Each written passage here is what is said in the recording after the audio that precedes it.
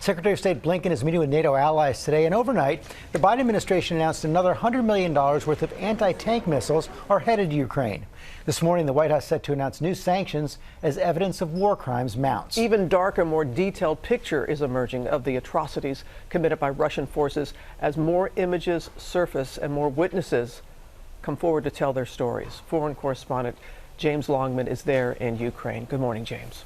Yeah, good morning, Robin. This is the main highway out of Kyiv that leads to some of these towns that are now being liberated. You can see these are Russian military vehicles. This is actually an ammunition column that was hit and then exploded. We've just been up to Borodyanka, the latest town to be liberated. The mayor there has said that Russian jets were sent to bomb that town from the sky. And a warning, the images you're about to see are very graphic. This morning, as Ukraine reclaims land that Russian forces had occupied for weeks, unimaginable horror has somehow got even worse. In the town of Borodyanka, atrocities like those in Bucha are starting to be uncovered, but Russians were here for longer, and so the fear of what might be found is deeper. We've made it to the town of Borodyanka. This is northwest of Bucha, and somehow, I didn't know it was possible, but the devastation is even worse.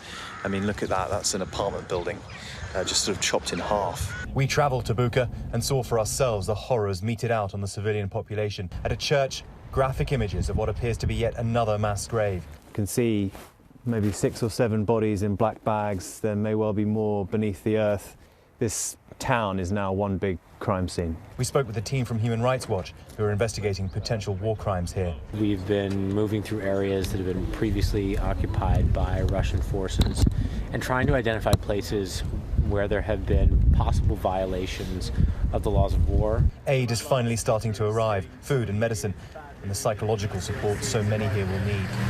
Alyona is a spokeswoman for the Red Cross, but she's also Ukrainian. So I think it makes it easier to be able to do something and help respond to the most urgent of the needs. You feel useful? Yes. In an address to the United Nations Security Council, President Zelensky pointed to the atrocities and he called on the world to act. So they died there in suffering. They were killed in their apartments, houses, blowing up grenades.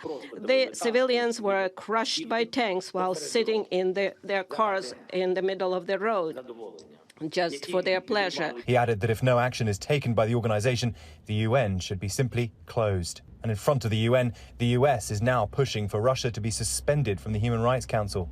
The US ambassador to the United Nations pointing to reports that Russia is forcing Ukrainians into filtration camps where families are separated and tens of thousands are forced to relocate to Russia. I do not need to spell out what these so-called filtration camps are reminiscent of.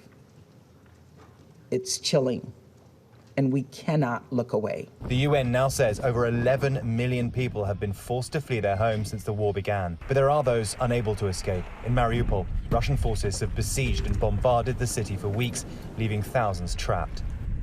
So Ukrainians are now piecing their lives back together. The battles around Kyiv may have moved on for the moment, but the possibility of more atrocities being discovered in the towns yet to be liberated hangs over this country. George. New horrors every single day. James Longman, thanks. Hi, everyone. George Stephanopoulos here. Thanks for checking out the ABC News YouTube channel. If you'd like to get more videos, show highlights, and watch live event coverage, click on the right over here to subscribe to our channel. And don't forget to download the ABC News app for breaking news alerts. Thanks for watching.